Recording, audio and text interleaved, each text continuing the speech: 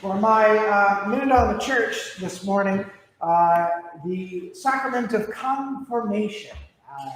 So we have finally, very excited about this, we confirmed our class of 2020. That was long in waiting, but it was a lovely service over in Framingham. It was outside, but it was a beautiful day. So what is confirmation anyway?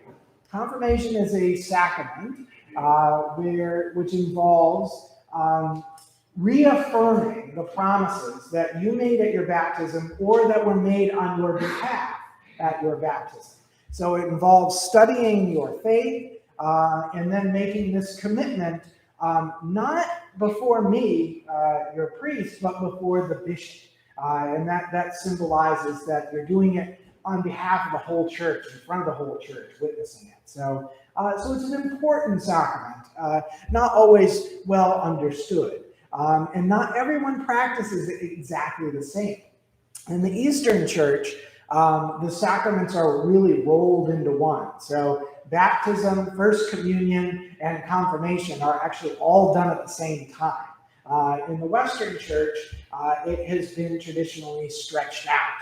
In the early church, the bishop would have certainly done these things all together, but in Western Europe, we were a little more spread out, and it was difficult for a bishop to be at every baptism, as it is, today in the church. So the priest did the baptism, and that was then reaffirmed by the bishop, sometimes years later, usually at a visitation.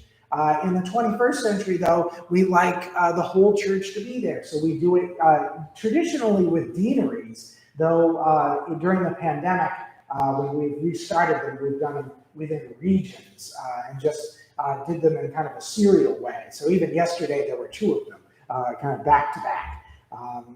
So I certainly do believe in the importance of confirmation. It is a good opportunity for not just our young folk, but also adults who have never been confirmed to study the faith and make a commitment.